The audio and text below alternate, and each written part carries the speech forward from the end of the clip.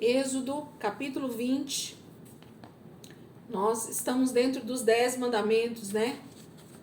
E eu queria ler novamente o texto com vocês.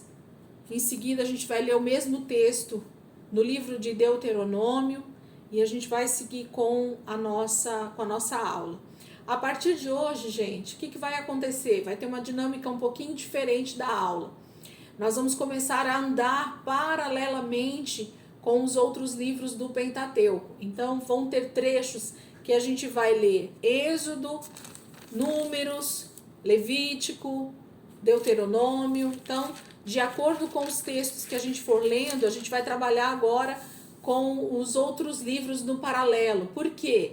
Porque o mesmo texto que a gente vai estar lendo, por exemplo, em Êxodo, ele aparece em Números, ou em Levíticos, ou em Deuteronômio, e a gente vai aproveitar para otimizar o nosso estudo, né? Para trazer esses textos já à tona, para que a gente possa ver que o mesmo texto que Moisés falou aqui em Êxodo para essa primeira geração, ele voltou a falar em outros momentos desse mesmo texto, essa mesma palavra. Então a gente vai perceber esse paralelo com os mesmos textos bíblicos. Então a gente vai caminhar nas próximas aulas, né? A gente vai caminhar entre Êxodo, Levítico, Número e Deuteronômio, que são os 4 livros aí que incluem, né, Moisés, essa libertação, a entrada, a caminhada deles pelo deserto, a entrada depois, né, na Terra Prometida. Então a gente vai seguir nesses livros aí em paralelo, tá bom? Eu até tinha falado isso lá no início, quando a gente começou o estudo, né? Foi essa a minha proposta, fazer com que a gente caminhasse no Pentateuco meio que de forma paralela, para a gente aproveitar o tempo mesmo. Então vamos lá, Êxodo capítulo 20, eu vou ler a partir do versículo 1 novamente, só para a gente pegar o enredo aqui do texto. Depois a gente vai ler o mesmo texto em Deuteronômio e a gente então continua de onde a gente parou, tá bom? Êxodo capítulo 20, versículo 1 diz assim: E Deus falou todas estas palavras: Eu sou o Senhor, o teu Deus, que te tirou do Egito, da terra da escravidão. Não terás outros deuses além de mim. Não farás para ti nenhum ídolo, nenhuma imagem de qualquer coisa no céu, na terra ou nas águas debaixo da terra. Não te prostrarás diante deles, nem lhes prestarás culto, porque eu, o Senhor, o teu Deus, sou Deus zeloso, que castiga os filhos pelos pecados de seus pais, até a 3ª e 4ª geração daqueles que me desprezam, mas trato com bondade até 1000 gerações aos que me amam e obedecem aos meus mandamentos. Não tomarás em vão o nome do Senhor, o teu Deus, pois o Senhor não deixará impune quem tomar o seu nome em vão. Lembra-te do dia de sábado para santificá-lo. Trabalharás 6 dias e neles farás todos os teus trabalhos. Mas o 7º dia é o sábado, dedicado ao Senhor, o teu Deus. Nesse dia não farás trabalho algum, nem tu, nem teus filhos ou filhas, nem teus servos ou servas, nem teus animais, nem os estrangeiros que moram em tuas cidades, pois em 6 dias o Senhor fez os céus e a terra, o mar e tudo que neles existe, mas no 7º dia descansou. Portanto, o Senhor abençoou o 7º dia e o santificou. Honra teu pai e tua mãe, a fim de que tenhas vida longa na terra, que o Senhor, o teu Deus, te dá. Não matarás, não adulterarás, não furtarás, não dirás falso testemunho contra o teu próximo, não cobiçarás a casa do teu próximo, não cobiçarás a mulher do teu próximo, nem seus servos ou servas, nem seu boi ou jumento, nem coisa alguma que lhe pertence. Então, esse mesmo texto, agora eu queria que vocês fossem lá comigo, Deuteronômio, capítulo 5, a partir do versículo 6. Deuteronômio, capítulo 5, a partir do versículo 6 até o 16, a gente vai ler o mesmo texto. Deuteronômio, capítulo 5, versículo 6 em diante. Deuteronômio, capítulo 5. Vamos lá? Diz assim: Eu sou o Senhor, o teu Deus, que te tirei do Egito, da terra da escravidão. Não terás outros deuses além de mim. Não farás para ti nenhum ídolo, nenhuma imagem de qualquer coisa no céu, na terra ou nas águas debaixo da terra. Não te prostrarás diante deles, nem lhes prestarás culto, porque eu, o Senhor, o teu Deus, sou Deus zeloso, que castiga os filhos pelo pecado de seus pais, até a terceira e quarta geração daqueles que me desprezam, mas trato com bondade até 1000 gerações os que me amam e obedecem aos meus mandamentos. Não tomarás em vão o nome do Senhor, o teu Deus, pois o Senhor não deixará impune quem usar o seu nome em vão. Guardarás o dia de sábado a fim de santificá-lo, conforme o Senhor, o teu Deus, te ordenou. Trabalharás 6 dias e neles farás todos os teus trabalhos, mas o 7º dia é um sábado para o Senhor, o teu Deus. Nesse dia não farás trabalho algum, nem tu, nem teu filho ou filha, nem o teu servo ou serva, nem o teu boi, teu jumento, ou qualquer dos teus animais, nem um estrangeiro que estiver em tua propriedade, para que o teu servo e a tua serva descansem como tu. Lembra-te de que foste escravo no Egito e que o Senhor, o teu Deus, te tirou de lá com mão poderosa e com braço forte. Por isso o Senhor, o teu Deus, te ordenou que guardes o dia de sábado.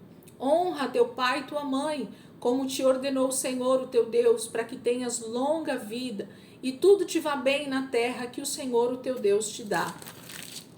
Não matarás, não adulterarás, não furtarás, não darás falso testemunho contra o teu próximo, não cobiçarás a mulher do teu próximo, não desejarás a casa do teu próximo, nem sua propriedade, nem seu servo ou serva, nem seu boi ou jumento, nem coisa alguma que lhe pertença. Então, aqui nós temos a leitura dos 2 textos, né?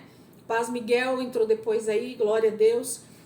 Nós temos os 2 textos, né, onde fala dos 10 mandamentos. Então, a gente vai andar meio que em paralelo. Se vocês quiserem ir marcando esses textos que a gente já está lendo dos outros livros, para que a gente perceba depois que a gente fez os 5 livros do Pentateuco, né, completos, andando paralelamente. Então, hoje a gente leu Êxodo 20, do versículo 1 até o 17, e o mesmo texto lá em Deuteronômio, do capítulo 5, versículo 6 ao 16. Então, é um paralelo dos mesmos textos, onde Moisés fala a primeira vez em Êxodo para todo o povo de Israel que saiu do Egito, essa primeira geração daqueles que saíram do Egito, e depois no livro de Deuteronômio a gente vai ver que ele está falando para a outra geração, a próxima geração,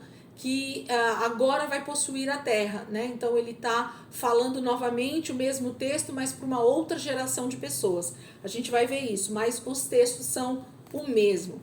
E semana passada, então, a gente começou falando sobre esses 10 mandamentos, né? Eu falei até o mandamento 4. Então, vamos só relembrar aqui. O Senhor começa falando, gente, no versículo 2, que eu sou o Senhor, o teu Deus, que te tirou do Egito, da terra da escravidão. Então, a primeira palavra que saltou pra gente foi tirou, semana passada, né? Que é uma palavra em hebraico que se pronuncia yatsa, que é vir para fora, fazer sair. Então, o Senhor está lembrando Israel no deserto de que ele foi o Senhor que os tirou do Egito, da terra da escravidão. Gente, por que o Senhor enfatizaria essa questão de que ele tinha tirado o povo de Israel do Egito e que ele os tinha tirado não de qualquer terra, mas de uma terra de escravidão? Porque essa era a situação de Israel, né? Quem está comigo aí desde o livro de Gênesis, lembra que Gênesis 15, o Senhor faz uma promessa, traz uma profecia para Abraão de que os seus descendentes seriam escravos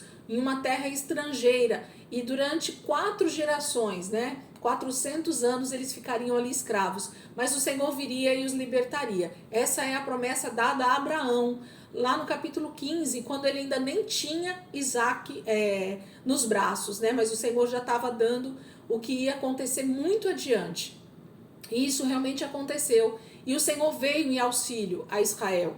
E o Senhor aqui no capítulo 20, dando os 10 mandamentos, essas 10 palavras que o Senhor libera aqui, ele relembra no primeiro versículo praticamente de que eu sou o Senhor, né? Então ele está dizendo que ele é o Senhor desse povo, né? Ele os tirou, o teu Deus que te tirou do Egito, da terra da escravidão. A primeira coisa que a gente vê nesse segundo versículo é a palavra Senhor, tirou e escravidão. Me chama muita atenção as três questões. E essas três, elas estão extremamente ligadas umas às outras. Então, quando ele fala que eu sou o Senhor, ele está dizendo que agora ele é Senhor sobre esses escravos. Ele os comprou. Ele tem direito agora sobre todo Israel como seus escravos. E aqui a gente coloca entre aspas, porque a gente entende que Deus não nos trata como escravos, mas como filhos. Mas para que a gente entendesse qual era a nossa condição e para que Israel entendesse qual era a condição deles, o Senhor então estava se referindo a Israel como seus escravos. Eu sou o Senhor, Senhor com letra maiúscula. Então não só um Senhor de escravos simples, normal, mas o Senhor dos senhores, né? O Senhor supremo, o Deus todo-poderoso, se apresenta para Israel como o Senhor deles. E ele diz, eu tirei vocês. Então ele fala que ele fez esse povo sair. Eles não saíram porque eles tinham simplesmente o desejo de sair, mas foi o Senhor. No texto de Deuteronômio, ele lembra, com um braço forte, né? Que o Senhor os tirou da terra do Egito. E ele fala da terra da escravidão. Ele termina o versículo 2 falando que essa terra de onde ele os tirou é uma terra de escravidão. Eu queria lembrar algo com vocês.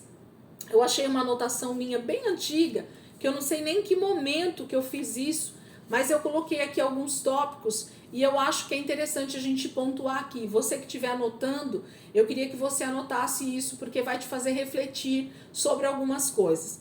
O que eu anotei está dizendo assim, ó. O que é o Egito, de onde Deus nos tira? O que é o Egito, né? Pra gente que já tem estudado aí 20 capítulos de Êxodo e que vai falar exatamente desse lugar chamado Egito e que a gente entende que é uma tipologia do mundo, dessa era, desse lugar caído, né, de uma terra corrompida pelo pecado. A gente sabe que o Egito traz essa tipologia nesse momento da história. Então, de forma micro, né, de forma pequena, o Egito traz a exatidão para nós do que é o mundo, do que é uma terra corrompida, do que é uma terra sem Deus, do que é as pessoas de uma natureza de pecado e como é ser governado, né, por um faraó, por uma tipologia do anticristo, por uma tipologia do próprio Satanás. Então a gente tem essa visão quando a gente lê Êxodo e a gente então vai compreendendo que Deus está nos mostrando algo de forma prática, né, ali no dia a dia dos israelitas, mas também de forma tipológica, alegórica, né, que a gente fala. Deus está usando algo que nos remete à ideia do que realmente Ele quer nos dizer. Então Deus está usando o Egito nesse momento, uma terra que era extremamente próspera, mas que tinha um faraó que se dizia ser Deus como governante daquela terra, e ele é então essa tipologia para a gente do próprio anticristo reinando sobre Israel. E ele os torna então escravos. Essa é a principal palavra que a gente encontra em todo o Êxodo, né? Ou ali naquele início dessa libertação. O povo de Israel se tornou escravo de Faraó. Então eu coloquei essa pergunta aqui para nós. O que é o Egito, de onde Deus nos tira? O que é o Egito? O Egito, eu posso colocar como primeira coisa do que é o Egito. É um lugar onde eu já nasci escravo, sem escolha, sem opção. Vamos olhar para o texto para vocês verem. Todo Israel, gente, todas as pessoas, a partir de Jacó e daquelas 75 pessoas que entram no Egito com Jacó, toda a sua família, seus filhos e netos. A partir dessas 75 pessoas, forma-se todo Israel, esses mais de 2 milhões de pessoas, e todas essas pessoas nascem agora lá no Egito, nascem debaixo do governo de Faraó. Elas não tiveram escolha de dizer se elas queriam ou não nascer no Egito. E quando então Faraó faz com que os israelitas se tornem escravos, um decreto é baixado, vamos dizer assim. Faraó começa a oprimir o povo de Israel ali, porque ele já é um número muito grande. Eles temiam, né, uma revolta dos israelitas. Então a melhor coisa a se fazer é colocar debaixo de um jugo de escravidão, tirar toda a situação de conforto desse povo. Então todas as pessoas, a partir da família de Jacó, que nasceram no Egito, já nascem escravos. Então essa foi a minha primeira colocação, para que a gente entenda esse texto que a gente está falando hoje, sobre Êxodo 20. Por isso que eu estou colocando isso aqui para vocês. Então a primeira coisa é um lugar onde eu já nasci escravo, sem escolha e sem opção. Então isso é nascer no Egito, isso é estar na terra do Egito. Trazendo para a nossa ilustração, ou trazendo para os nossos dias, de uma forma prática, nós também não escolhemos nascer debaixo do pecado. Nós simplesmente, por causa do pecado de Adão e Eva, por causa da natureza caída, nós todos nascemos também mortos espiritualmente. Sim ou não? Todos nós nascemos mortos espiritualmente. Não houve escolha para nós. Ninguém teve essa escolha de dizer, não, eu quero nascer já aceitando Jesus, eu quero já nascer vivo espiritualmente, eu quero ouvir Deus desde o primeiro dia do meu nascimento. Não, todos nós nascemos debaixo de pecado, nascemos debaixo dessa escravidão, de uma natureza de pecado. Então todos nós também nascemos da mesma forma como esse povo nasceu lá no Egito. Nós já nascemos debaixo de escravidão, sem escolha e sem opção. Então, no primeiro ponto aqui, nós temos a mesma questão de Israel. Nasce escravo, sem escolha e sem opção. Segundo ponto, a servidão é a minha única opção de vida. Os israelitas, gente, ali no Egito, eles não tinham uma outra opção a não ser trabalharem como escravos pela sua moradia, pela sua comida. Então, eles não tinham outra opção a não ser escravos de Faraó, para que eles conseguissem se manter vivos ali. Porque se eles não obedecessem, eles seriam presos nos calabouços, ou seriam chicoteados até a morte, ou qualquer outra coisa desse tipo, né? Então não havia uma escolha. A servidão é a minha única opção de vida. Colocando para nós hoje também esse ponto. Alguém aqui que nasceu debaixo desse pecado, desde o dia que você nasceu, você teve uma outra opção a não ser pecar, né? Você conseguia não pecar sem ter Jesus na sua vida?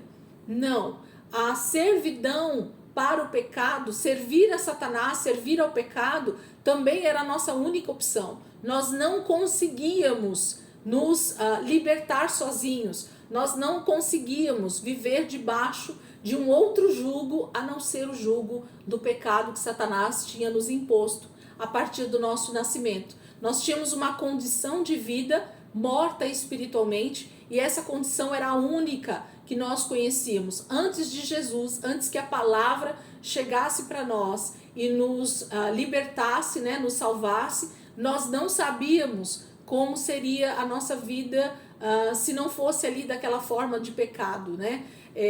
Salvo algumas pessoas que já nascem num berço cristão, mas mesmo assim também nascem debaixo de um jugo de escravidão, mas às vezes tem uma situação dentro de casa diferente, mas a grande maioria não, né? Não nasce no lar cristão, e aí passam quase que uma vida toda, ou meia vida, ou anos da sua vida servindo ao pecado, tendo a servidão ao pecado como a sua única opção. Então a servidão é a única opção de vida. Você não sabe o que é não pecar, você só sabe o que é pecar. Outra coisa, a escassez de alimento e a minha fé não pode ser exposta. Então, lá no Egito, Israel tinha essas duas questões também, né? Israel tinha escassez de alimento. Vocês viram em alguns textos que a gente já leu, que a gente falou, que eles falam que eles têm saudade, né, do Egito. Ai, por que, Moisés, você não nos deixou lá no Egito? Lá no Egito a gente tinha pepino, lá no Egito a gente tinha pão à vontade, lá no Egito a gente tinha alimento. Você quer nos matar de fome aqui nesse deserto, né? Então, já vimos, acho que umas 2 vezes Israel citar isso para Moisés. Mas isso não é uma verdade. A verdade, ela é muito diferente dessa que Israel pronuncia, né, ali no deserto. Eles não tinham alimento em fartura, não. Eles não tinham muitas opções de alimentação, não. Por quê? Porque o alimento que eles tinham era dado pelo próprio faraó e de acordo com a vontade dele. Então eles não tinham opção de ir a algum lugar ali, porque escravo não tem salário. Eles não podiam ir no mercado, ir em algum lugar e comprar o que eles quisessem comer. Isso era quase que impossível. Eles eram obrigados a receber a comida que Faraó desse para eles. Então, a escassez de alimento e a fé também não podia ser exposta. Então, Israel não tinha uma fé livre, né? Eles não podiam simplesmente se declarar livres ali e adorar a Deus, sacrificar ao Senhor ali no Egito, era proibido. Então essas duas situações também ocorrem muito conosco, né? Com essa alegoria, com essa tipologia que Deus nos faz ali do Egito, né? Nós também temos escassez de alimento, e esse alimento que nós estamos falando não é um alimento físico, mas o alimento espiritual. Quando nós estamos debaixo de pecado, debaixo da escravidão, sem Jesus, antes de sermos salvos, a gente tem uma sede e uma fome que a gente não sabe do que é. Há um vazio dentro de nós que a gente não sabe o que é. Há sempre uma vontade de mais, né? O pecado, ele nos leva a desejar mais e mais e mais e mais, e nós nunca estamos satisfeitos. Isso é a escassez de alimento, porque em Jesus nós nos tornamos totalmente satisfeitos nele, né? Ele é o pão da vida, ele é a água viva que nós tomamos, então nós somos saciados da nossa fome e da nossa sede. E Israel também experimenta isso já nesse primeiro início da caminhada deles ali no deserto. Então, Egito é um lugar também de escassez de alimento e de fé que não pode ser exposta. Porque o Deus do Egito é Faraó, o Deus desse mundo, né? É Faraó, o anticristo, né? É o diabo, ele reina, ele tem o domínio ainda sobre esse reino, até que Jesus volte. Então, se a gente quisesse responder, né? O que é o Egito, de onde Deus nos tira? Por isso que Deus começa falando para Israel que ele é o Senhor, versículo 2, né? Eu sou o Senhor, o teu Deus, que te tirou do Egito, da terra da escravidão. Então, Israel, eu te tirei de um lugar onde tudo isso que nós falamos aqui já nasceu escravo, não tinha alimento, não tinha uma fé que não podia ser exposta, a única opção da sua vida era continuar sendo escravo. Esse foi o lugar de onde o Senhor tirou Israel. Então, eles precisavam se lembrar. Por isso que o texto começa no capítulo 20 e a gente traduziu isso como 10 mandamentos. Mas os estudiosos, o povo que estuda o hebraico, diz que aqui não é o mais correto dizer 10 mandamentos, mas são 10 palavras, 10 conceitos, 10 conselhos, né, para todo Israel. Então, Deus estava dando a base de sustentação para eles continuarem, né, caminhando por esse deserto em obediência. Então, mandamentos, ele tem a ver muito mais com tantas outras coisas que Deus vai nos falar aqui dentro de Êxodo. Mas o capítulo 20, com essas palavras que a gente acabou de ler, tem muito mais a ver com conselhos que o Senhor deseja dar ao seu povo, para que eles caminhem em cima desses preceitos. Alguém abriu aí? Quer falar? Ouvi o barulho de alguém abrindo o microfone. Alguém abriu? Vamos lá, então? Então o Senhor lembra eles da escravidão. Gente, a palavra escravidão, quem estiver anotando aí, o original dessa palavra em hebraico é ebed. É assim mesmo que escreve. E-B-E-D. Ebed. E-B-E-D. Ebed. Ebed significa que você é escravo, que você é um súdito, que você é um servo de alguém, né? Isso significa a palavra ebed. E a palavra culto, que nós vamos falar um pouquinho aqui para baixo, que a gente falou semana passada, eu já falei para vocês que a palavra culto vem da palavra cultivar. A mesma palavra que Deus fala lá em Gênesis 2:15, quando ele dá essa ordem para Adão, que ele deveria cultivar o jardim, a mesma palavra cultivar, lá de Gênesis 2:15, e a palavra culto, aqui no versículo 5, é a palavra abade. Olha como a raiz dessas duas palavras, elas estão muito próximas.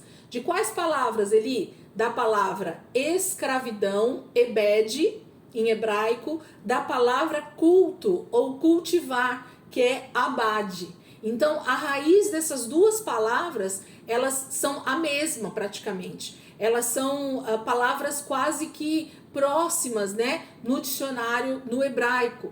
Então, quando a gente fala de escravidão, ebed, de ser escravo, nós estamos falando que geralmente você é escravo de alguém que você cultua, abade. Então, abade, cultuar, né, cultivar, dar culto, e ebed, ser escravo, ser súdito, ser um servo. Então, de quem nós temos sido escravos? Quem nós temos cultuado? Então, de que maneira a gente liga isso e por que Deus está dizendo isso? E Deus então vai nos apontar por que Ele está nos mostrando exatamente de onde Ele nos tirou, que é do Egito, de uma terra em que nós éramos ebed, que nós éramos escravos, que nós estávamos debaixo de escravidão. Nós tínhamos um outro Senhor sobre nós lá no Egito, né? Lá no mundo a gente tinha um outro Senhor sobre nós. E o Senhor nos tirou dessa escravidão. Mas Ele diz que agora Ele é Senhor sobre nós. Então nós continuamos sendo escravos, ó, entre aspas, servos, entre aspas, de um outro Senhor. E nós agora vamos dar culto a esse outro Senhor. Nós vamos cultivar tudo aquilo que esse novo Senhor está colocando nas nossas mãos. Nós vamos cuidar de tudo que Ele colocar nas nossas mãos. Isso é dar culto a Deus, ao único Deus. Então é ter consciência de que você agora é servo, de que agora você é escravo, mas de um outro Senhor que te trata não como escravo, mas como filho. Mas o Senhor, em todo o Velho Testamento, Ele vai se reportar a Israel como Senhor, gente, como único Deus e Senhor da vida deles. Não havia ainda a nitidez, ou não havia ainda o tempo se cumprido de salvação. Jesus não havia vindo ainda, demoraria muitos milênios para frente, né? Para que Jesus visse e cumprisse todo o propósito de salvação. Então, no Velho Testamento, a gente vai ver Deus se apresentando como Deus, letra maiúscula, e como Senhor, também com letra maiúscula. Então, Deus vai se apresentar ao seu povo Israel como Deus e como Senhor. Deus como o único a ser cultuado. O único que entrega nas nossas mãos coisas para nós cultivarmos. E ao mesmo tempo Ele também é Senhor sobre nós, porque Ele nos tirou da terra da escravidão. Nós tínhamos um outro Senhor com letra minúscula sobre nós, mas agora nós temos um Senhor com letra maiúscula sobre a nossa vida. Perceberam aí as palavras se encaixando naquilo que Deus está comunicando para Israel aqui? Deu para perceber? Façam um joia aí para mim, para eu saber que vocês entenderam o que eu falei até aqui. Tudo bem? Se alguém tiver alguma pergunta, aproveita e manda ver, tá? Então, por isso que eu voltei aqui nesses primeiros versículos, porque eu não lembro se eu tinha falado exatamente dessa forma, eu quis reforçar isso para nós. Então, o primeiro mandamento, ou a primeira palavra que Deus cita aqui então para Israel, é o versículo 3, né? Não terás outros deuses além de mim.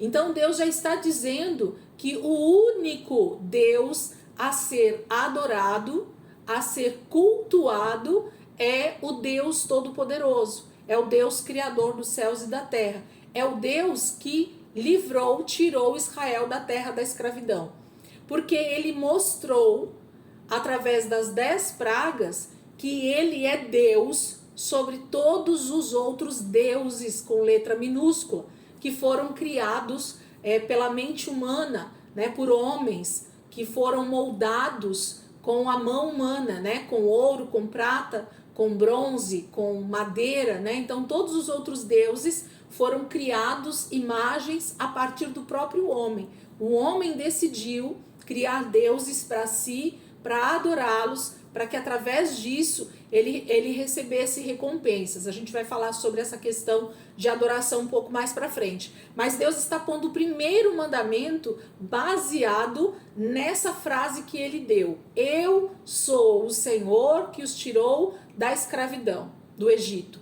E por causa disso, porque eu tirei vocês do Egito, dessa terra de escravidão, eu agora sou o Senhor de vocês, então vocês não terão outros deuses diante de mim, algumas versões vão dizer, né? Ou além de mim. Então Deus está sendo enfático em dizer que a partir desse momento, ele é o único Deus, o único e verdadeiro Deus a ser adorado. E ponto final. Não há outro Israel. Ainda que você esteja acostumado a pensar em tantos deuses como era no Egito, você vai precisar entender que esses outros deuses não são Deus. Eu sou o único Deus. Eu sou o Senhor sobre você. Então é a mim que vocês vão adorar. Então o primeiro mandamento, ele enfatiza esse mandamento talvez primordial ou único, né? O principal de todos,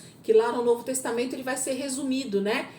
Adorarás o Senhor teu Deus de todo o teu coração, de toda a tua alma, de todo o teu entendimento, né? E você vai então adorar somente a esse Deus, né? Esse vai ser o maior mandamento de todos. E nós amarmos o nosso próximo como a nós mesmos vai entrar como segundo, porque tem a ver com todos os outros mandamentos. A gente vai entender isso, mas Deus já está colocando aí, ó, a régua bem alta, dizendo para Israel que ele é o único Deus a ser adorado. Não terás outros deuses. Então esse é o primeiro mandamento e principal. Aí eu falei sobre o culto, o versículo 4, né? Não farás para ti nenhum ídolo, nenhuma imagem de qualquer coisa no céu, na terra ou nas águas debaixo da terra. Então é desses ídolos que eles estavam acostumados a ver no Egito que Deus está falando que eles não vão mais fazer isso. Deus não vai ser mais representado através de imagens visíveis. Deus é espírito, Deus não é visível, Deus não tem uma forma, Deus é infinito, Deus é muito mais do que a gente pode imaginar. Versículo 5: não te prostrarás diante deles, nem lhes prestará culto, porque eu, o Senhor, o teu Deus, sou Deus zeloso. Então Deus aproveita para falar sobre essa questão agora do culto, que eu acabei de falar para vocês, do abad, né?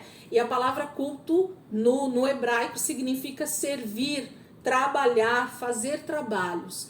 Então vai gravando isso, vai anotando isso, porque tudo que Deus falou aqui nesses 10 mandamentos está ligado diretamente a esse entendimento de escravidão, de ser liberto e de culto, de serviço, de trabalho, né? Para quem você trabalha, essa é a palavra talvez, né? Para quem você está trabalhando, para quem você está dando culto, abad, né? De quem você é ebed, de quem você é escravo, de quem você é servo. Gente, isso é muito sério. E Deus está então dizendo para o seu povo Israel: não te prostrarás diante deles, nem lhe prestarás culto. Você não vai servir esses deuses que você pode vir a fazer, né? Você não vai fazer nenhum outro Deus e muito menos vai se prostrar diante dele, né? Vai se curvar diante dele, vai trabalhar para ele. Porque eu, Senhor, o teu Deus, sou Deus zeloso. Essa palavra zeloso, gente, eu não lembro se eu falei semana passada. Se eu não falei, eu vou falar. Essa palavra zeloso, ela vem da palavra... Tem alguma versão de vocês aí? Eu sou Deus ciumento? Tem alguma versão que tem ciúmes, ciumento aí? Eu sei que a NVI não, porque é a que eu tô lendo, né? Mas tem alguma outra versão que traz esse versículo 5, o finalzinho dele aí, eu sou Deus zeloso, ou eu sou Deus ciumento? Tem alguém que tem essa versão?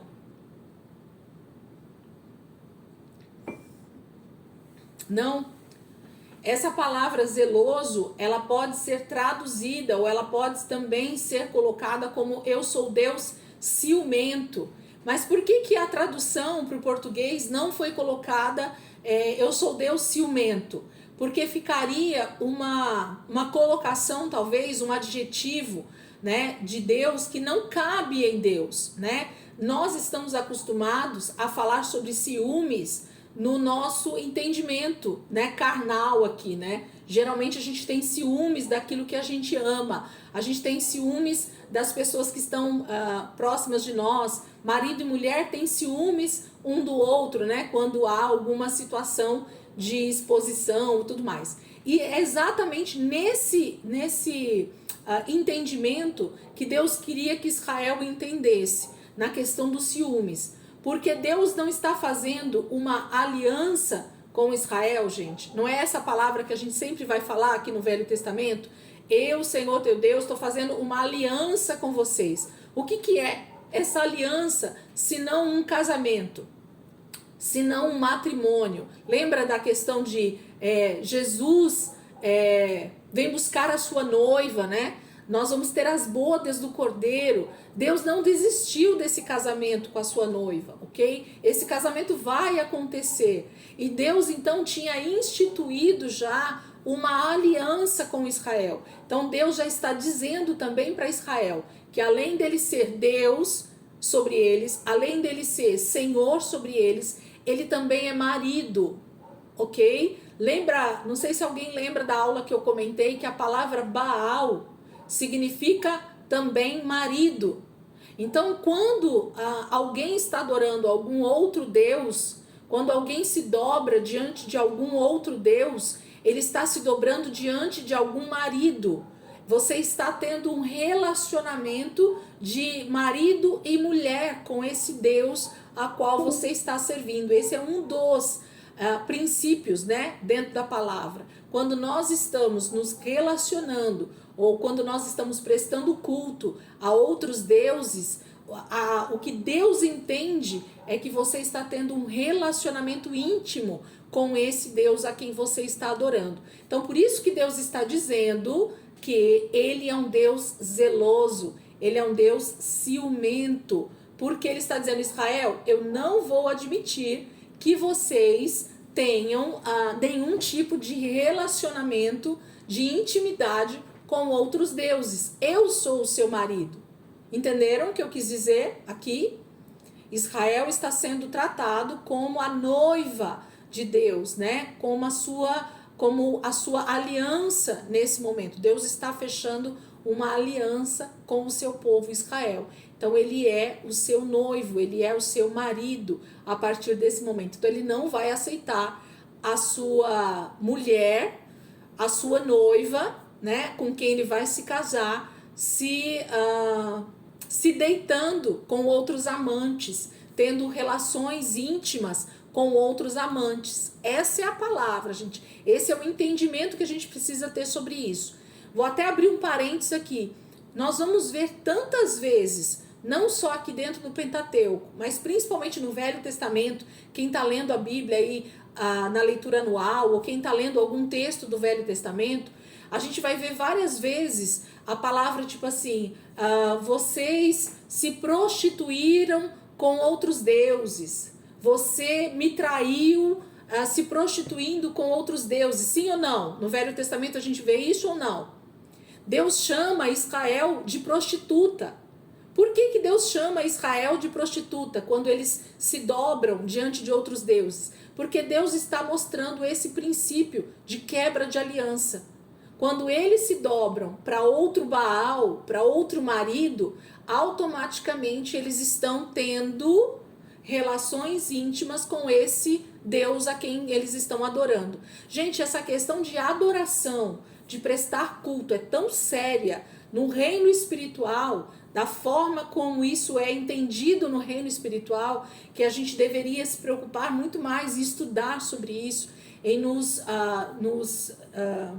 trazer muito mais entendimento sobre isso, para que a gente dê realmente o culto para Deus de verdade, não nos prostituindo com outros deuses, não dividindo, né, a nossa vida com outros amantes, a palavra vai dizer, né? Então, Oséias vai falar muito sobre essa questão de amantes. Tem alguns textos no Velho Testamento que a gente fala, nossa, mas por que Deus está falando sobre amantes? Sobre você se deitou com seus amantes? A gente vê muito esses textos e a gente às vezes se pergunta por que esses termos estão sendo utilizados ali no Velho Testamento.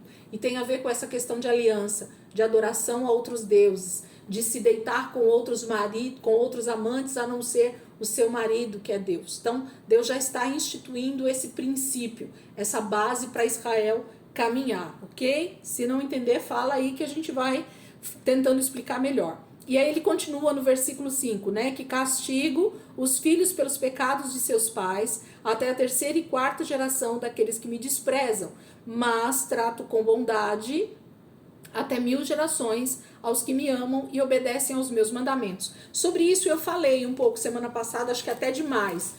Então, se você não viu esse pedacinho, volta à aula da semana passada e assiste, que eu falei bastante sobre essa questão de nós passarmos para os nossos filhos, netos e bisnetos os ensinos corretos para que eles sejam pessoas bem-sucedidas, recebam a bênção de Deus. Porque quando nós não passamos esses princípios para os nossos filhos, para os nossos netos e bisnetos, essas gerações vão sofrendo com as consequências daquilo que nós ensinamos. E elas vão replicando as mesmas atitudes de pecado. É disso que Deus está falando. Mas quando nós adoramos a Deus de verdade e ensinamos o caminho correto para os nossos filhos, a palavra de Deus também está dizendo que ele alcança até 1000 gerações, né? Até Jesus voltar. Eu tenho esse entendimento de que essas 1000 gerações tem a ver com o entendimento de famílias salvas, famílias alcançadas até que Jesus volte, né? Tem mais a ver com essa plenitude dos tempos mesmo. Vamos seguir, versículo 7. Não tomarás em vão o nome do Senhor, o teu Deus, pois o Senhor não deixará impune quem tomar o seu nome em vão. Também falei um pouco semana passada, né? Não queria retomar aqui essa questão de pôr o nome de Deus em tudo, jurar por Deus, né? Falar o nome de Deus em situações totalmente desnecessárias, né? Colocando Deus na situação de forma desnecessária. Isso é tomar o nome de Deus em vão. Nós seremos cobrados por cada palavra que sai da nossa boca. Que dirá quando a gente coloca Deus, né, no negócio. Então, a gente precisa tomar muito cuidado com certos juramentos, com certas frases que nós tomamos o nome de Deus em vão. É disso que Deus está falando. E Israel tem isso muito forte dentro deles. Eles nem citam o nome de Deus hoje em dia. Faz muitos e muitos anos que Israel nem fala, nem pronuncia mais o nome de Deus, para que justamente eles não caiam, né, no pecado de estar tomando o nome de Deus em vão. Em qualquer situação o nome de Deus ser colocado, no meio de pecadores o nome de Deus ser colocado, né? Então a gente precisa ter muito temor a respeito do nome de Deus. E versículo 8, lembra-te do dia de sábado para santificá-lo, trabalharás 6 dias e neles farás todos os teus trabalhos, mas o 7º dia é o sábado, dedicado ao Senhor o teu Deus. Nesse dia não farás trabalho algum, nem tu, nem teus filhos ou filhas, nem teus servos ou servas, nem teus animais, nem os estrangeiros que morarem em tuas cidades, pois em 6 dias o Senhor fez os céus e a terra, o mar e tudo que neles existe, mas no 7º dia descansou. Portanto, o Senhor abençoou o sétimo dia e o santificou. Eu expliquei também essa questão do sábado semana passada, e eu só queria colocar uma outra questão aqui para que nós refletíssemos, para que nós fizéssemos teologia, né? Pensar sobre as coisas de Deus. Quando o texto diz a respeito da criação, quando o texto fala, né, que em 6 dias o Senhor criou os céus e a terra, o mar e tudo que neles há, e no 7º dia ele descansou, o texto, o próprio Senhor está trazendo isso à tona para que Israel pense em algo que aconteceu desde o início. Como é que Deus se manifestou nessa terra no início de todas as coisas? Então a palavra diz lá em Gênesis 1 que Deus criou todas as coisas e dia após dia, no dia 1º ele fez algo, no dia 2 ele fez outra coisa, no dia 3, no dia 4, no dia 5, no dia 6 ele termina com a coroa, né, que é o ser humano. E no 7º dia, então, o Senhor descansou e santificou esse dia. A palavra também diz, me lembrem aí e me digam se vocês lembram desse texto, é um texto bem citado. Para Deus, um dia é como 1000 anos, certo? E 1000 anos como um dia. Todo mundo lembra desse versículo? Não preciso abrir ele não, né? Todo mundo lembra? Para Deus, um dia é como 1000 anos e 1000 anos é como um dia, ok? O que eu tô querendo dizer com isso? Isso já tem sido comprovado, inclusive cientificamente, pelos cientistas, por irmãos aí criacionistas, né? Que creem na palavra de Deus e conseguem, através da ciência, comprovar todas as coisas que Deus criou e como Deus fez tudo.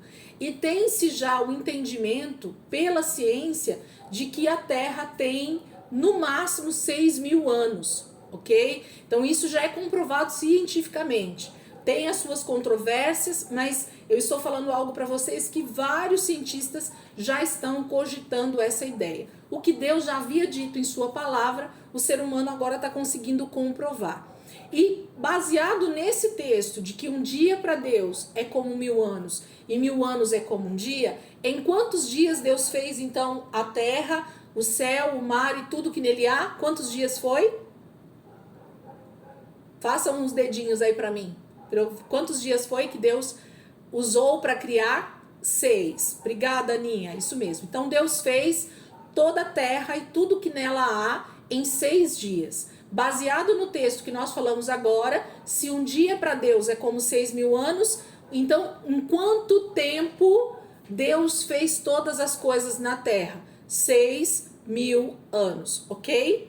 Então isso aqui está sendo agora uma reflexão para mim e para você, para a gente pensar sobre Deus. Então Deus está trazendo à tona aqui de que Ele fez todas as coisas em 6 dias. Ou seja, se a gente pensar de forma macro, em 6.000 anos. A Terra já tem quase 6.000 anos ou 6.000 anos aproximadamente, segundo os cientistas. Então isso quer dizer que Deus já está terminando a sua obra, segundo aquilo que Ele fez no início da criação. Qual que seria o próximo passo, gente? O próximo dia é o 7º dia, sim ou não? Em 6 dias Ele fez, no 7º, qual é o 7º dia então? O dia do descanso, o dia que Deus descansou de toda a sua obra. Lá em Gênesis vai falar, né? E santificou, o texto vai dizer, né? Ó, por o finalzinho do versículo 11. O Senhor abençoou o 7º dia e o santificou. Isso quer dizer que no 7º dia Deus traz a bênção e a santificação para esse dia. Então esse dia ele é santo, esse dia ele é abençoado. E se a gente for pensar que Jesus pode voltar dentro desses próximos anos que a gente está aqui, vamos colocar 20, 30, 50, 100 anos. Se Jesus voltar dentro dos próximos 100 anos, nós vamos estar chegando justamente no ápice desses 6.000 anos, que é o tempo do trabalho do Senhor, ou do tempo em que nós devemos trabalhar, que é o que a palavra está dizendo, e no 7º ano, que é depois da volta de Jesus, que nós chamamos do reino milenar, os 1000 anos em que Jesus vai reinar sobre a terra. Depois da sua vinda, seria o 7º dia, ok? O dia em que o Senhor santificou e abençoou, tá bom? Isso aqui é só reflexão. Vamos voltar para o texto agora, mas é para vocês pensarem que isso pode acontecer, isso pode ser uma verdade espiritual. E é disso que Deus está falando também em toda a sua palavra, que em 6 dias, ou seja, em 6.000 anos, todo o trabalho que Deus precisa fazer para que a terra esteja pronta, para que ele venha e abençoe, e santifique, e então tenha o governo dele sobre a terra, e ele possa descansar do seu trabalho. Então nós podemos estar chegando muito próximo a esses 6.000 anos completos, e Jesus vai voltar, e o 7º dia, ou 7.000 anos aí, né, o 7º de 7.000 anos vai acontecer durante o reino milenar, tá bom? Então era isso que eu queria lembrar para vocês. Por quê? Porque voltando aqui para o Êxodo, Deus vai instituir para Israel. Vamos fechar, gente? E eu vou falar sobre o sábado um pouquinho mais aqui. Fechem, vamos voltar. 13 pessoas, bem rapidinho, tá?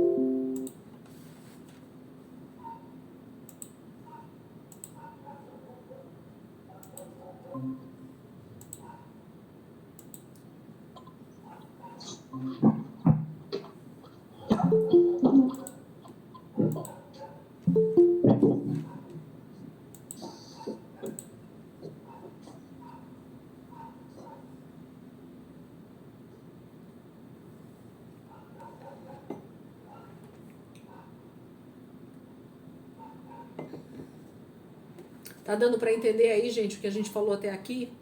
Tudo certo?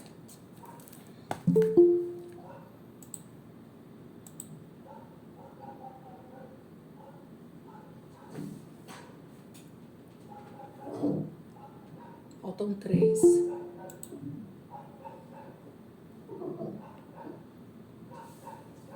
Faltam 2. Não sei quem é, mas vamos seguir. Acho que a Soninha não entrou ainda. E mais alguém, a gente abre. Então, essa questão do sábado, gente, é algo para a gente pensar fora da caixa. A gente não pode pensar nesse sábado que a Bíblia traduziu como sábado da mesma forma que a gente olha para o nosso calendário. Pastor Marcos, está aberto o áudio. Quer perguntar? Então, a gente não pode olhar para esse Shabat, né, para essa palavra em hebraico, como dia do descanso, como algo simplesmente como um dia da semana, como nós temos hoje, né? Isso não é verdade. Não foi dessa forma que Deus instituiu há quase 3.500 anos atrás, né? Então, não foi isso que Deus fez ou falou. O que ele disse a partir daquele momento que Israel tinha sido liberto, eles tinham que começar a contar dias mesmo, luas, né? Um dia, 2, 3, 4, 5, 6, e aí o 7º ele descansaria.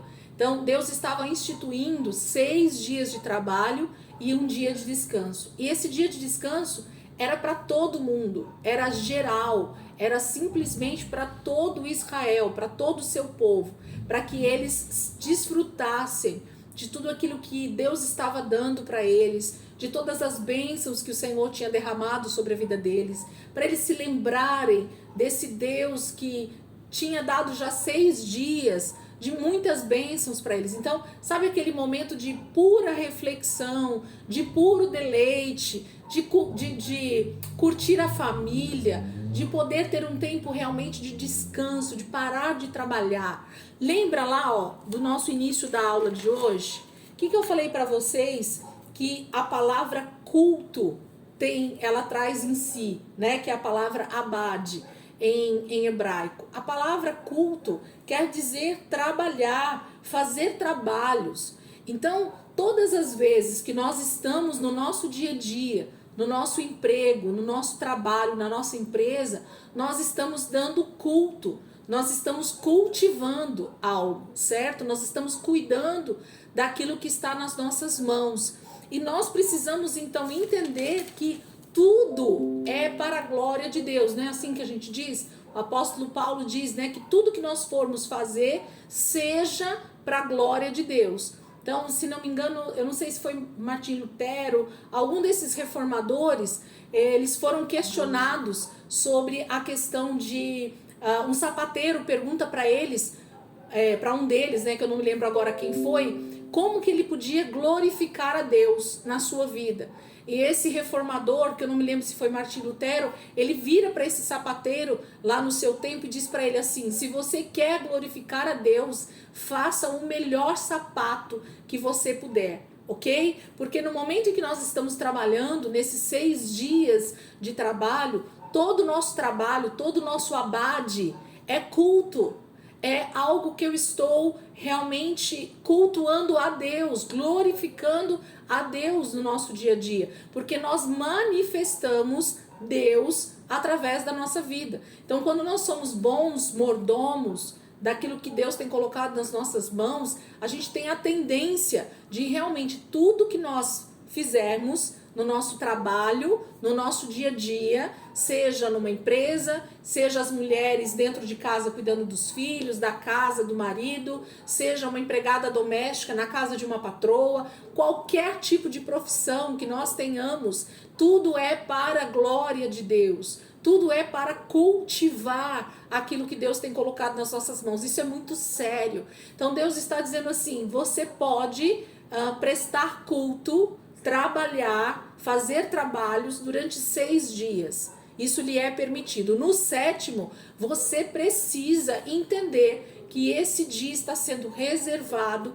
para o descanso. Você precisa entender, Israel, que você não é mais escravo no Egito. Você não tem mais um senhor que faz você trabalhar 7 dias por semana, 24 horas por dia. Você não é mais escravo desse mundo, você não é mais escravo do pecado, mas agora você tem um Senhor que te trata como filho e você então vai se deleitar, vai ter tempo também de descanso. Então Deus estava instituindo algo muito maior do que simplesmente pensar em um sábado da semana ou em um dia de descanso, ou um dia de ir para o culto na igreja. Isso é muito maior. Quando se estuda só sobre o sábado, dentro da palavra, a gente vai descobrir que nós precisamos nos deleitar em tudo que Deus fez e faz através das nossas vidas, e nós então retribuímos a Ele, entendendo que nós podemos descansar. E isso nos leva a entender também sobre a volta de Cristo e sobre esse reino milenar e sobre a eternidade com Deus. Eu li uma frase hoje de alguém aí nas redes sociais de que o descanso nessa terra, pensar no descanso, tem a ver com já entender que nós estamos na eternidade desde já. Eu achei isso tremendo. Pensar no sábado, no dia do descanso, como algo muito maior do que simplesmente um dia, é pensar que nós já estamos vivendo um pouquinho da eternidade nessa terra. Você já pensou como vai ser com o teu corpo glorificado, como vai ser na eternidade com o Senhor, como vai ser viver nos deleitando nele, estando com ele, né, sem precisar trabalhar da mesma forma que nós trabalhamos hoje, né? Então, isso é pensar muito além, né? É sair da caixinha de pensar simplesmente no sábado como um dia da semana, ok? Como os adventistas talvez pensem. Eu não sei a teologia dos adventistas, então eu não posso nem falar, meus irmãos, eu não vou nem citar aqui isso, porque eu não posso dizer, porque eu não conheço a teologia, mas eles instituem um dia mais para realmente pensar sobre essa questão do descanso, né? E ter esse descanso realmente em família com o Senhor. Mas isso vai muito além. é pensar muito mais fora dessa caixinha do que simplesmente nessa questão de um sábado, de um dia da semana, ok?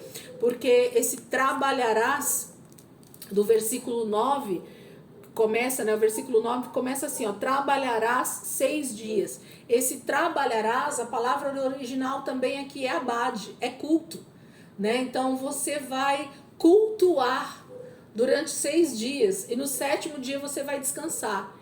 É como se você estivesse cultivando, por isso que essa palavra vem de cultivar, tá? Então dar culto tem tudo a ver com essa questão do trabalhar, do fazer o trabalho, né, com as nossas próprias mãos.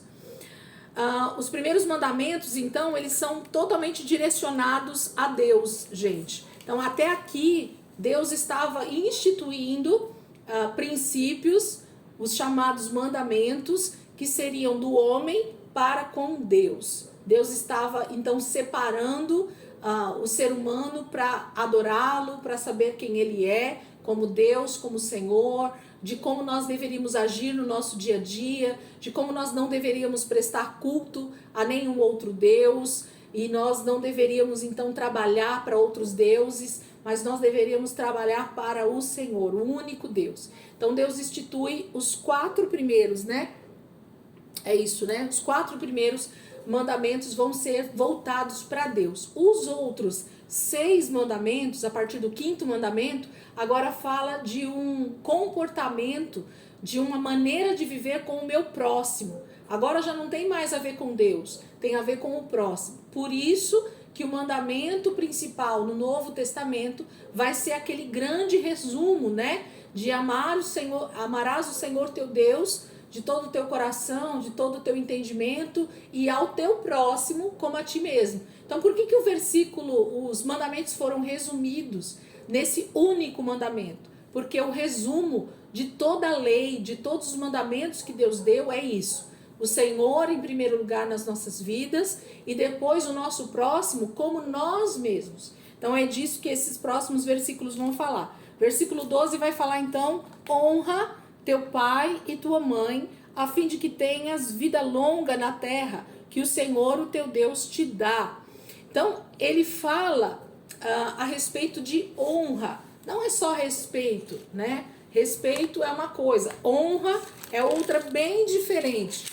O que é honrar, gente? A palavra honrar, ela vem de uma palavra no hebraico que fala de distinguir, fazer diferença. Então, é algo muito maior quando a gente honra. É colocar essa pessoa, e no caso aqui o pai e a mãe, que são as principais autoridades sobre a nossa vida, num patamar muito além de qualquer outra pessoa da nossa vida. Então, enquanto filhos, Deus está nos dizendo o seguinte: honra teu pai e tua mãe. Para que, Senhor, que eu devo honrar meu pai e minha mãe, fazer diferença? Colocá-los em um patamar muito maior, a fim de que tenhas vida longa na terra que o Senhor teu Deus te dá. Gente, esse versículo ele tá tão abrangente, ele abre um leque tão poderoso, porque o Senhor está dizendo a respeito de prolongação de vida natural, né, dos nossos dias mesmo. A gente tem visto a cada ano, a cada geração, a diminuição de anos de vida de jovens, principalmente, de adolescentes e jovens adultos, morrerem muito cedo, justamente por causa de desobediência. Então, os filhos que desobedecem, intencionalmente, principalmente, pai e mãe, eles têm a tendência de ter as suas vidas ceifadas pelo maligno antes do tempo. Eles são realmente destruídos, mortos, literalmente muito antes do tempo, do que deveria. Então, a frase que a gente ouve, né?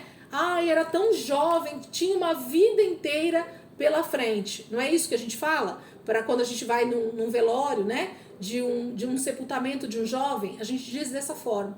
Porque provavelmente está debaixo de uma maldição, de uma falta de honra de pai e de mãe.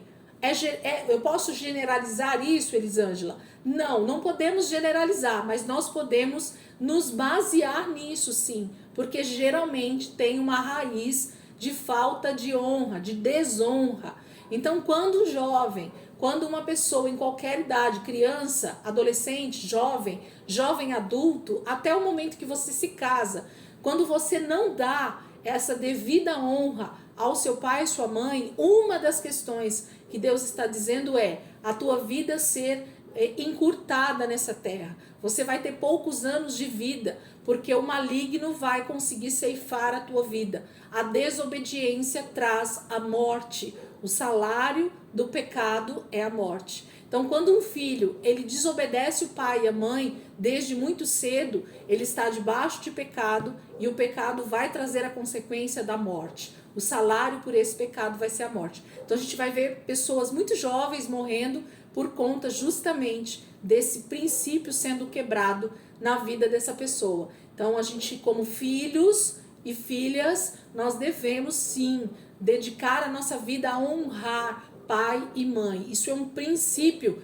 imutável de Deus. O que é imutável? Não muda. Deus não tem variação. Deus não muda de pensamentos. O que ele diz é. Então Deus está dizendo na sua palavra que quando o filho honra pai e mãe, ele tem os seus dias prolongados na terra.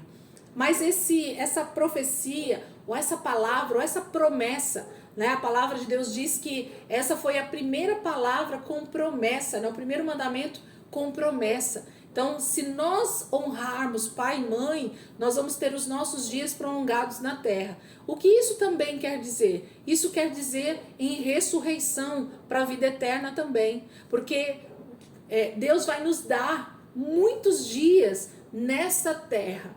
Se Jesus vai voltar e o seu reino será instituído nessa terra, então isso quer dizer que se eu honrar meu pai e minha mãe, há uma grande chance de eu estar cumprindo princípios de Deus e isso me fazer ser alguém que obedeceu ao Senhor. Então na volta de Cristo eu também vou ser salvo, eu vou ser arrebatado, eu vou ter o meu corpo transformado e vou viver muitos dias nessa terra que o Senhor está me dando. Então, uma dupla promessa sendo dada para nós. Uma vida prolongada nessa era e uma vida eterna na vinda do nosso Senhor e Salvador Jesus Cristo. Então, Deus nos prolongará os dias, né, na terra por causa dessa honra que nós damos para pai e mãe. Gente, a honra, essa distinção, essa fazer diferença, é tão forte, tão poderoso, que isso vai refletir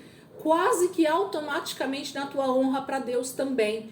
Porque um filho, uma filha que entende o que é honrar pai e mãe, ele automaticamente sabe o que é honrar a Deus. Ele sabe o que é ter temor de Deus. Ele sabe o que é obedecer aos mandamentos de Deus. Porque se você consegue obedecer o teu pai e a tua mãe, que estão diante de você vivos, que está te dando uma palavra de conselho, meu filho, não faça isso, minha filha, não faça isso, meu filho, não vá por esse caminho, não faça isso, ou faça aquilo, né? O pai e a mãe sempre têm essa palavra de conselho, essa palavra de caminho correto diante de nós.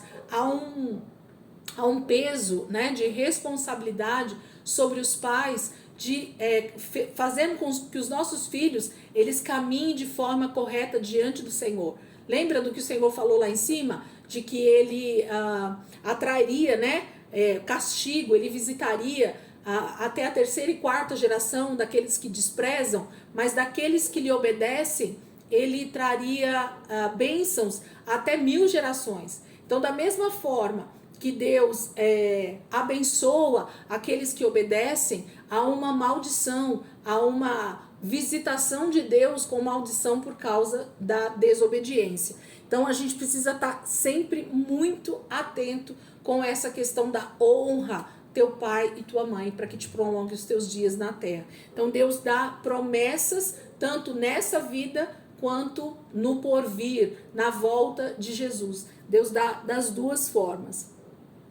E aí o Senhor, ele continua dizendo, né? Vou terminar aqui os mandamentos. Se a gente não conseguir ir para o livro hoje, porque eu quero terminar os 10 mandamentos com vocês. E aí semana que vem a gente tira um tempinho talvez a mais para ir para o livro. Pode ser, gente? 9h15 já. A gente pararia aqui, mas eu queria só terminar os 10 mandamentos com vocês, tá? Vamos terminar aqui para a gente não ter que voltar e pegar o raciocínio de novo semana que vem.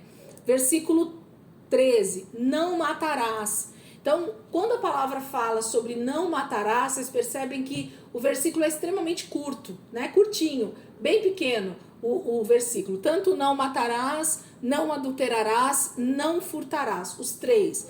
E, como eu disse, são mandamentos que estão voltados diretamente ao meu próximo. Então, o que Deus está dizendo é uma palavrinha falado, dito não. É não, gente, não tem uma segunda opção. Não há uma segunda opção mesmo. Olha, você não matarás, mas se o seu irmão fizer isso, então você pode matar. Nós vamos ver isso dentro da lei, dentro dos princípios que Deus vai instituir para Israel, com outra conotação. E nós vamos entender isso. Mas o que Deus está dizendo é, não matarás.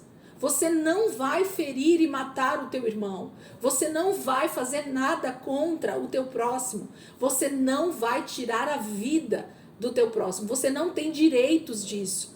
Não há direito algum sobre você, porque você é tão filho quanto ele de Deus. Então Deus está instituindo para Israel uma lei tão rígida a respeito disso, de vida mesmo, que Israel até hoje, gente, eles preservam a vida em muitos casos. Israel pensa na vida muito mais do que a gente possa imaginar, porque eles entendem que Deus tem a vida do ser humano em primeiro lugar.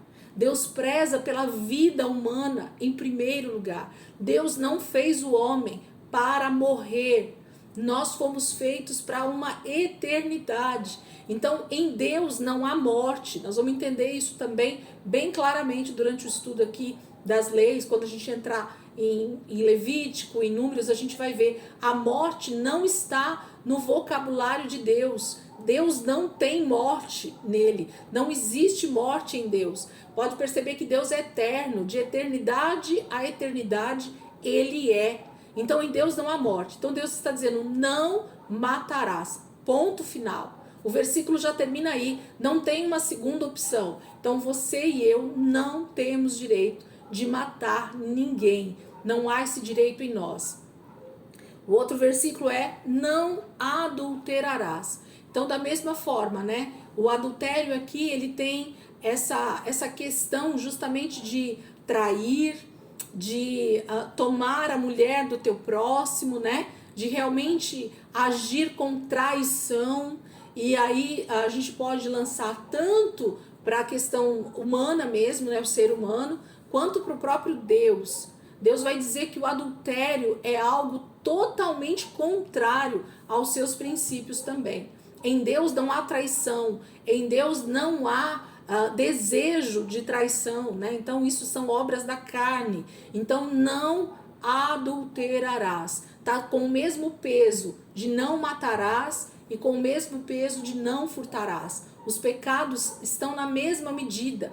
Nossa, Elisângela, é desse jeito? É desse jeito. Não existe pecado grande, pecadinho, pecadão, esse pecado é mais grave, esse é menos grave, não. Consequência sim, pecado não. Então, você matar uma pessoa, ou alguém trair uma pessoa, adulterando, né? Tendo algum tipo de relacionamento extraconjugal, é o mesmo tipo de pecado para Deus. Não mudou a questão do pecado. Então, não adulterarás. A gente vai ver bastante isso dentro da lei.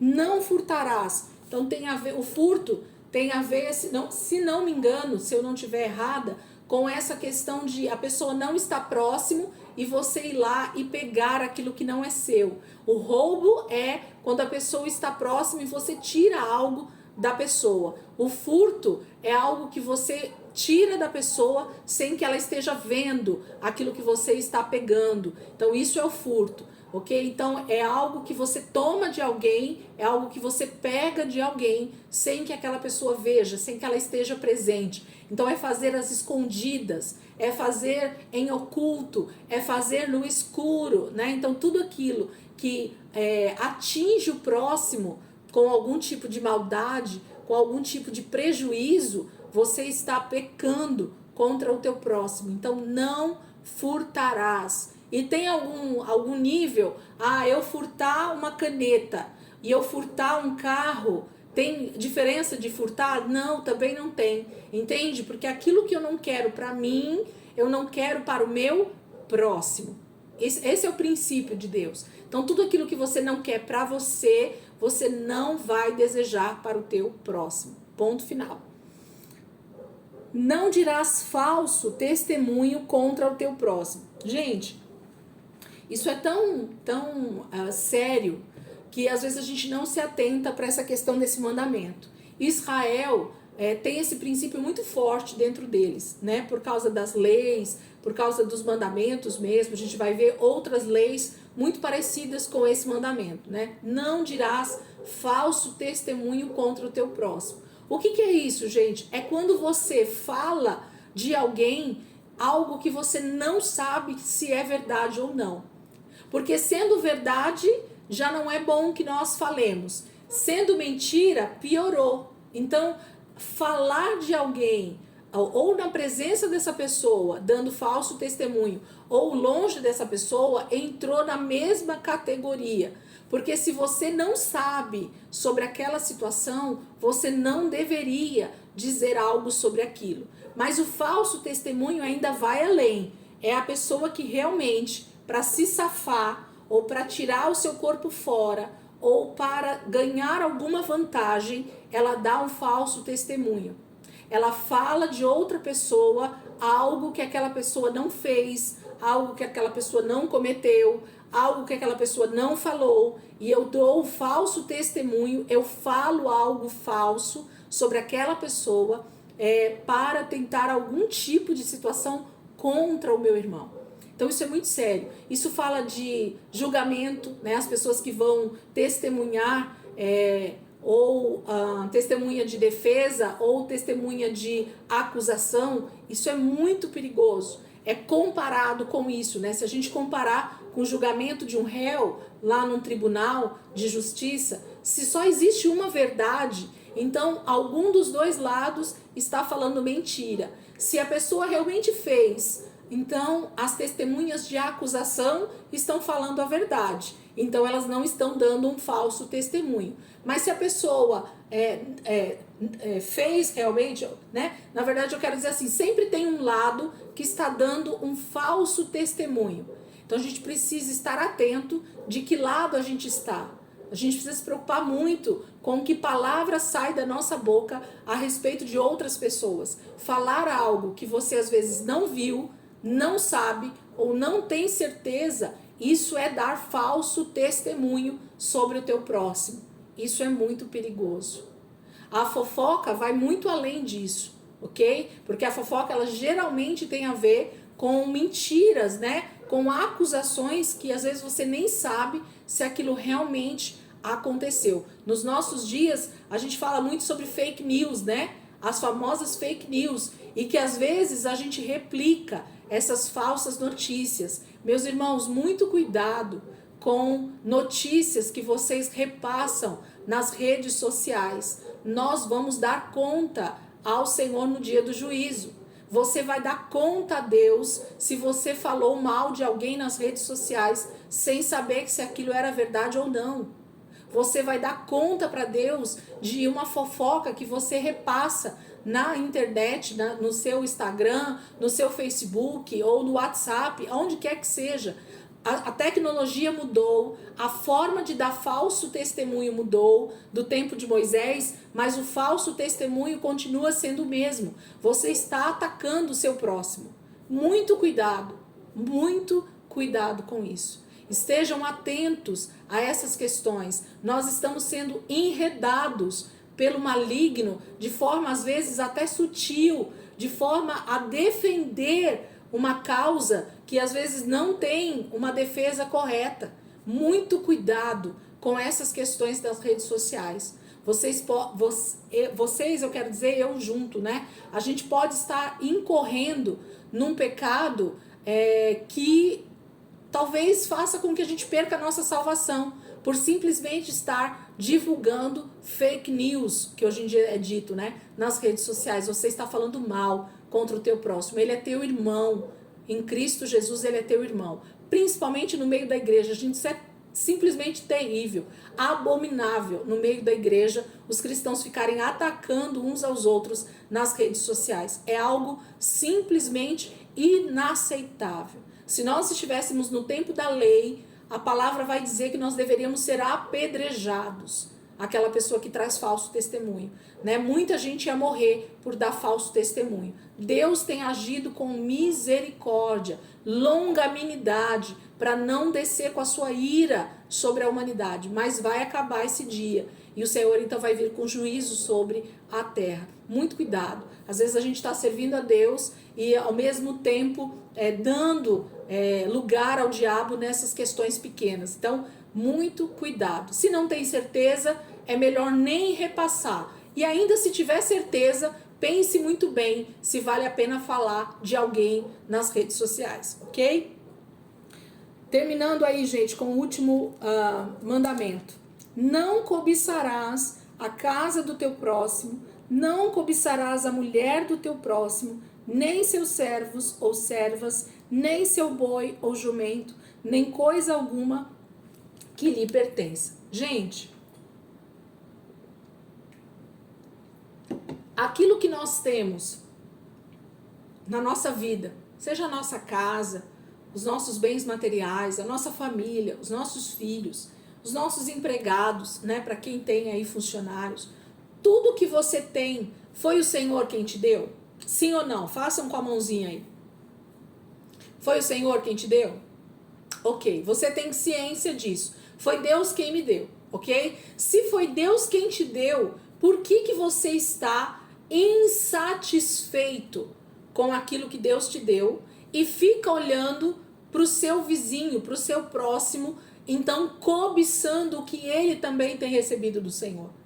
Então, a questão da cobiça, ela vai um pouco além, né, às vezes dessa vontade de ter o que o outro tem. Às vezes tem a ver com um pecado enrustido dessa falta de contentamento com Deus. Você está dizendo para Deus que a bênção que Ele tem te dado, você não é satisfeito com ela. É nessa questão que entra o não cobiçarás. E é disso que Deus está falando. Deus está dizendo assim, Israel, porque Ele está falando com Israel, né? E hoje a gente então toma essa palavra para nós.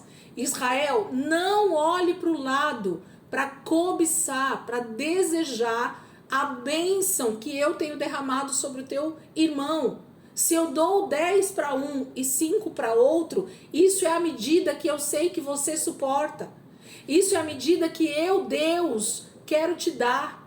Essa é a medida que eu acredito que seja suficiente para você. Deus não é injusto, gente. Quando a gente cobiça algo de alguém, a gente está dizendo que Deus está sendo injusto conosco. Há injustiça em Deus, gente? Deus é injusto? Não, Deus não é injusto. Então, se Deus não é injusto, não há lugar para cobiça. Não há lugar para falta de contentamento com Deus. Nós precisamos estar contentes. Nós precisamos estar debaixo de contentamento. Depois busquem o significado dessa palavra, contentamento. É uma coisa que falta demais na nossa geração e nas gerações passadas, inclusive. E desde que o mundo é mundo, o ser humano nunca está satisfeito com aquilo que Deus lhe dá, com aquilo que ele recebe como bênção de Deus.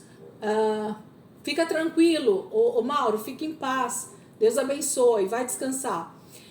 Entende? Então, assim, o ser humano precisa estar debaixo de contentamento.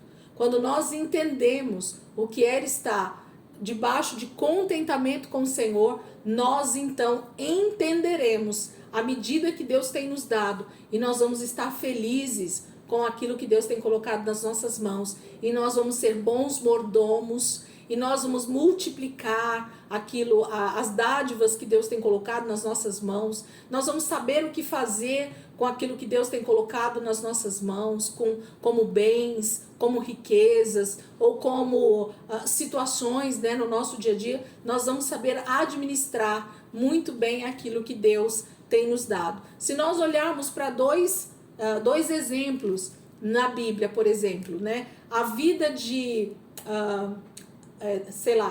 a vida de Salomão como rei de Israel e a vida de João Batista no Novo Testamento como alguém que morou no deserto, comeu mel e gafanhoto e foi morto, né, com 30 anos de idade, cortado o pescoço. Quem teve mais da bênção de Deus sobre a sua vida? Salomão ou João Batista? Os dois, em situações totalmente diferentes, distintas, e que Deus tinha propósitos diferentes para cada uma dessas pessoas. O grande problema é, será que eu tenho entendido o plano e o propósito de Deus na minha vida e então tenho vivido esse contentamento com Deus? Ou eu tenho sido totalmente descontente? Acho que Deus tem sido injusto comigo. Então, a gente precisa se fazer essa pergunta, porque aí esse pecado da cobiça, ele vai entrar nesse lugar de falta de contentamento. Todas as pessoas que são infelizes com aquilo que elas têm a tendência de estar debaixo desse pecado de cobiça. Ele sempre vai olhar para o próximo, dizendo que o próximo tem mais a bênção de Deus do que ele. O próximo é melhor sucedido do que ele. O que o outro tem é melhor do que o que ele tem. Os filhos que o outro tem são mais abençoados do que os seus filhos. Né? Então, tudo ao redor dessa pessoa passa a estar debaixo de falta de satisfação. Então, a gente precisa tomar muito cuidado com isso. Amém, queridos? Já deu 9h30, eu vou terminar aqui. Então, finalizamos os 10 mandamentos. A gente vai falar um pouco deles no meio do caminho aí também, porque Deus vai citando, né, esses mandamentos, essas leis, no meio dos textos do Pentateuco. Então, não vai ficar só aqui, a gente vai acabar voltando em algum desses mandamentos aí mais lá na frente, tá bom? Vamos orar, gente? Pastor Marcos, pode orar por nós, para a gente finalizar aqui a aula, por favor? Amém. Paz do Senhor, amado. Tudo bem? Amém. Vamos orar. Senhor nosso Deus e Pai, te agradecemos, ó Deus, por esses momentos.